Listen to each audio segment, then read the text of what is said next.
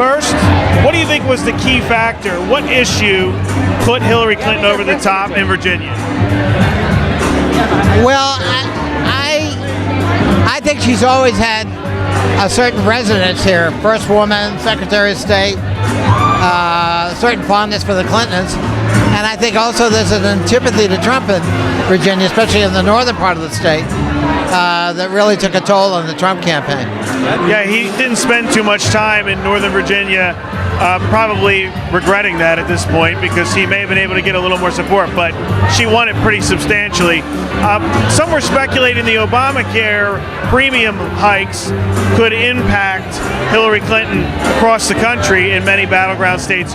What can be done in Congress to tweak the Health Care Act to maybe help some of those increases from taking effect? Well, any entitlement program like Social Security and Medicare over the years have been tweaked and improved and benefits added and new provisions provided. But we need the Republicans to play ball. They got to cooperate. So long as they take an obstreperous position that they're going to oppose anything having to do with Obamacare and their only reform is to repeal it, we're never going to get anywhere. So that makes it very hard to try to identify problems and address them. Even if you're not on a plan in the exchange, your premiums are going to go up. The national average is 25%. Do you think plans should be better tweaked toward people's needs instead of having a healthcare law like Obamacare with a requirement for coverage on every healthcare plan that's being sold across the nation? Well, I'm not sure you're right about 25%. I mean, some premiums are going to go up, some are going to go down. It's an average. I know, but that depends on where you live and your age, and you got to remember that doesn't factor in subsidies. More than half of the people in the exchange qualify for subsidies, so they're not going to pay that. And overall, premiums for insurance provided in the private sector healthcare have actually declined in increased rates compared to what they had been before we passed Affordable Care. So we need to put it in context. Part of this is an adjustment because they didn't know how to gauge the risk. And what happened was a lot of people signed up for the exchange, unfortunately, were older and sicker, and we had hoped that younger, healthier people would broaden the risk pool. So I think a more aggressive effort has to be made to draw in younger, healthier people to get insurance. Yeah, to clarify, I was just talking about plans that are outside of employer plans. They're the ones that the government's saying would go up about 25% nationally. Last question I have for you was specifically on trade.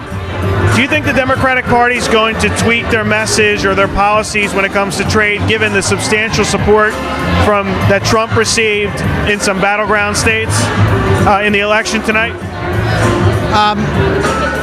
I don't think the TPP, if that's what you're asking about, I don't think it has a future in this Congress. I think it's dead for the lame duck. And I think it's going to be a tough slog for the next administration if they want to revive it. You think Hillary Clinton should try to revive it? I happen to believe TPP is in the national interest and that we are retreating from world leadership and creating a vacuum for the Chinese. That does, if there are improvements that can be made, if there are revisions that should and can be made, I'm all for that. But to simply walk away from a broad trans-Pacific trade deal that benefits us and opens up their markets, I think it's really self-defeating. Now, trade has been a very important issue. Vice President Biden recently said the Democrats have to analyze why people went to the polls in such large numbers for Trump and look at that seriously and figure out ways to maybe change their approach.